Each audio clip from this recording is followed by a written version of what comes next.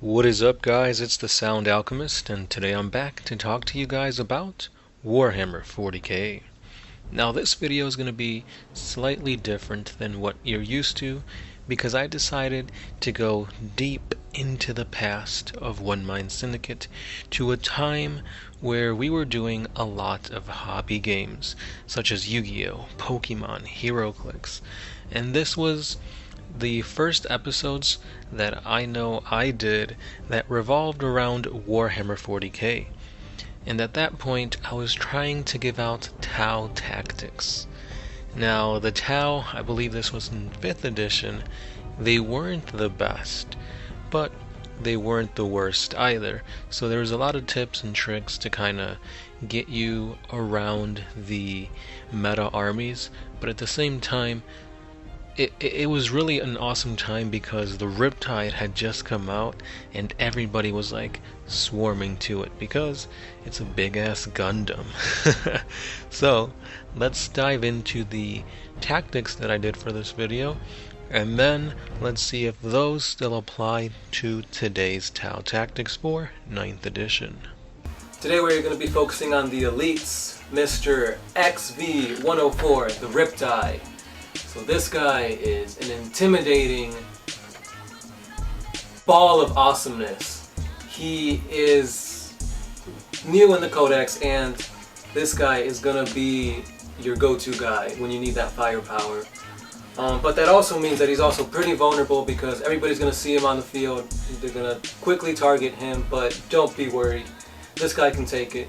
He has 5 wounds, toughness 6, I believe, with a armor save of 2, and he has the invulnerable save of 5+. But if you use the Nova reactor, you can get it into a 3+ invulnerable. Get into that a little bit later. So to start off with, this guy is a jump pack monstrous creature, meaning you can do the ever annoying jump, shoot, and then jump back into cover tactic.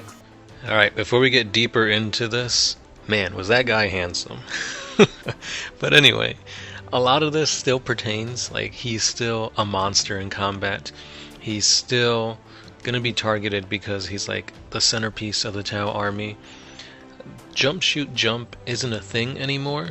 I believe you can use a stratagem to do it to a single unit, but it only affects crisis suits if I remember correctly. But besides that, yeah, this dude is a pretty beast on the table. So let's continue and see what else this awesome young man has to say.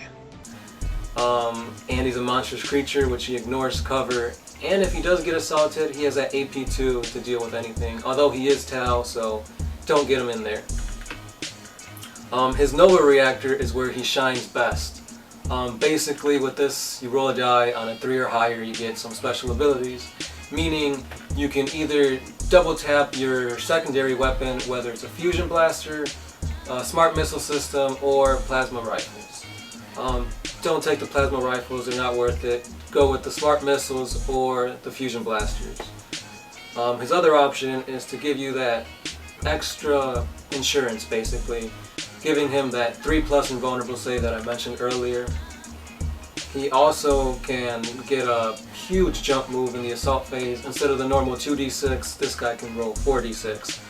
So if your opponent is running towards him at full speed and you know he's going to get charged, charge up his Nova reactor and roll those 4 die. You're probably going to roll far enough that they won't charge the next turn, giving you that extra shooting phase that you desperately need. Yeah, this part's all pretty legit. You always want to be using your Nova reactor and just pumping out more shots. If you notice that the enemy is, like past me has said, just running full force at you, trying to get you stuck in close combat, use your ability that lets you move away. I think it's way better than just trying to shoot him dead, unless you think you could kill him. But if it's like a big blob of like horned berserkers, or it's something within a transport, no, definitely just move away. Through my experiences, never ever take the shield missile drones. They're just a hindrance, BS2. They're basically like flies buzzing around him. Just ignore them. When it comes to your main weapon loadout, you always want to go with the Gatling burst cannon. Um, I've heard good reasons to go with the ion gun too, but in my opinion, Nova charging and having 18 shots is gonna be a lot better than trying to hit with your low number of shots for the stronger ion weapon. So just go with the more shots, and yes, that means go with a smart missile system instead of like a burst cannon or a fusion blaster. So this is what I personally do with my Riptide. I'm doing the far side enclaves, so I always give them that Earth Pilot upgrade. Basically what this does, it reduces his weapon skill to 1, which is it's a 2, so it's not big of a difference. And it gives you that extra insurance. Basically, if you roll a 1 or a 2 on your Nova reactors, you get to re-roll it. And at the same time, you get to re-roll those ones when you shoot, which is always good for Tao because he is a ballistic skill 3, meaning he needs 4 or higher to hit. So what I do is put him back in the corner and just start pumping out your templates with the ion accelerator. Again, he's going to need marker light support, and just watch him destroy anything. His gun is strong enough to take down Marines, Hordes, Orcs, Tyranids. They're all going into tiny bits of blood. So that's my tactics for the Riptide. Yeah, don't take the shielded missile drones. It just makes you a bigger target. If anything, you could use them as like Savior Protocol drones. Now this was back in the day, so Savior Protocol wasn't a thing for drones. Nowadays, I'd say stick them around some gun drones, some marker drones, some shield drones to make this guy last a long time. I personally would probably just do a mix of marker and shield.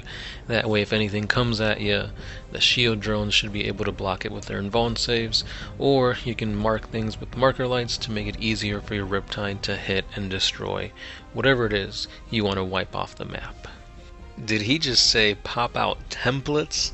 That just shows you how outdated these rules were back in the day. Now don't get me wrong, templates were kind of fun sometimes, but oftentimes there's like a whole bunch of cheese as to where the template actually landed and how many things were underneath the template. So it had its good times and it had its bad times. And the cool thing was, if you were too broke to buy templates, you could always use a CD, which was funny.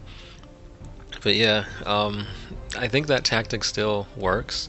Stick them in the back corner and fire off shots at whatever you want to obliterate off the map, like I said earlier. The thing with the what did I say it was? It was like a piece of war gear, or a signature system or something. That's actually not a thing anymore. It got changed to a stratagem, so you can't just pay to give him that ability. It's gonna cost you some command points, and I think it got tweaked from what it was back then. So yeah, that was a little nice blast from the past. It's interesting to actually go back and look at the way things were done, not just in these videos, but like for the tactics and whatnot, just to see the evolution of Warhammer 40k, because when we first jumped into it, we had no clue what anything was. We were just freaking high schoolers, I think, at the time, just looking at awesome models, just thinking, oh, I want to play a Space Marine with 2 hatchets. Little did we know, they weren't hatchets, they were chain swords, and they weren't just regular Space Marines, they were Space Wolves. But yeah, this game is really cool, just to see the evolution of it, how back before the Warhammer community was a thing, it's like you didn't really experience too many like armies, and like there wasn't really a community there. It was just kind of, you go to the store, you play with other people, and you go to like Tactica or forums online, and that was pretty much it. And then with Warhammer community, it's just exploded to show you all these armies. I don't think Army on Parade was a thing, maybe it was, but like if you really wanted to see other people's armies, it was kind of hard. Mini Wargaming did a great job pioneering the whole YouTube and Warhammer scene, and now you see the hundreds upon hundreds of 40k YouTubers out there.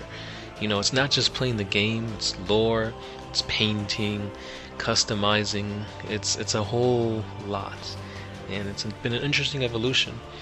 What I want to know is, in the comments, let me know how long you've been playing 40k, and what's one thing that you noticed has changed throughout the years that you love. And that's all I got for today, guys. I'm going to leave you with that old school outro from years back, and that's all I got for today. This has been the Sound Alchemist, part of One Mind Syndicate, and I'll catch you guys then.